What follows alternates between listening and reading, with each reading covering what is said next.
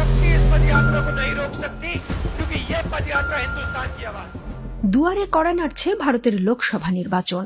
পাশের দেশের রাজনীতির পারদ ক্রমেই চড়ছে। নরেন্দ্র মোদী কি ফের প্রধানমন্ত্রীর আসনে বসছেন, নাকি প্রধানমন্ত্রী প্রার্থী হিসেবে কংগ্রেস নেতা রাহুল গান্ধীকেই বেছে নেবে ভারতের নাগরিকেরা? মোদীকে হারাতে রাহুলের স্ট্র্যাটেজি কি কাজে আসবে? एक शक्ति से लड़ रहे हैं। अब सवाल उठता है वो शक्ति क्या है। কংগ্রেস নেতা রাহুল গান্ধীর শক্তি মন্তব্য নিয়ে সরগরম ভারতের রাজনীতি। তার মন্তব্যের পাল্টা জবাব দিতে আসরে নেমেছে বিজেপি। নরেন্দ্র মোদী কংগ্রেস নেতার মন্তব্যকে হাতিয়ার করে বিজেপি বিরোধী জোট ইন্ডিয়াকে সরাসরি চ্যালেঞ্জ ছুড়ে দিয়েছেন। अगर शक्ति के विनाश का उनका ऐलान है तो शक्ति की उपासना का हमारा भी ऐलान है। তামিলনাড়ুর সভা থেকে মোদী বলেছেন কংগ্রেসের উদ্দেশ্য শক্তির বিনাশ করা। তিনি সেই চ্যালেঞ্জ গ্রহণ করেছেন। জীবন থাকতে তিনি শক্তির বিনাশ ঘটাতে দেবেন না। मैं इस चुनौती को स्वीकार करता हूं और मैं एक शक्ति स्वरूपा माताओं बहनों की रक्षा के लिए जान की बाजी लगा दूंगा। ভারতের বিরোধী দল কংগ্রেসের সাবেক সভাপতি রাহুল গান্ধী দেশটির প্রধানমন্ত্রী মোদীকে অন্তঃশ্বাস শূন্য বলে আখ্যা দিয়েছেন।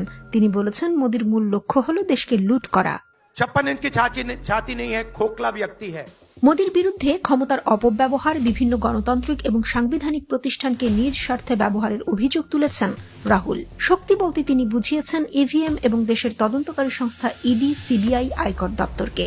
हिंदुस्तान की हर संस्था में है, ईडी में है, सीबीआई में है, इनकम टैक्स डिपार्टमेंट में है। লোকসভা ভোটের আগে বিরোধী দলগুলো ইলেকট্রনিক ভোটিং মেশিনের বিরুদ্ধে সরব হয়েছে। তাদের দাবি বিজেপি ইভিএমে কারচুপি করতে পারে, আর তার ফলে তাদের জয়ের সম্ভাবনা কমে যাচ্ছে। ভারতের নারী, যুবক, কৃষক, শ্রমিক এবং সবার জন্য ন্যায় বিচারের প্রতিশ্রুতি দিয়ে দেশটির পূর্ব থেকে পশ্চিমে যাত্রা করেন রাহুল গান্ধী, যা ভারত জোড়ো ন্যায়যাত্রা নামে পরিচিত।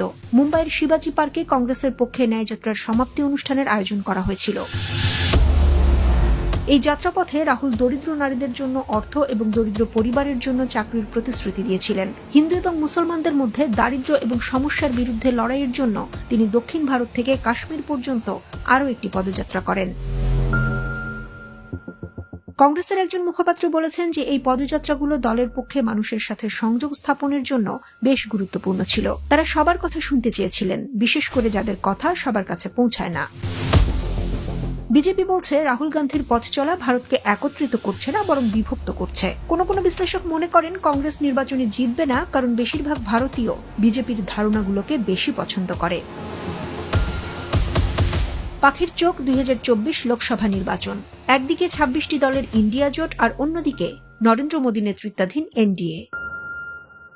ইন্ডিয়া জোট তৈরির আগে গত জুন মাসে টাইমস নাও এর এক জরিপ বলছে এনডিএ এর ঝুলিতে যেতে পারে 285 থেকে 325টি আসন, বিরোধী জোট পেতে পারে 111 থেকে 149টি আসন, কংগ্রেসের ঝুলিতে যেতে পারে 28.82% ভোট, বিজেপি পেতে পারে 38.08%, 33.10% ভোট পেতে পারে অন্যান্য দল।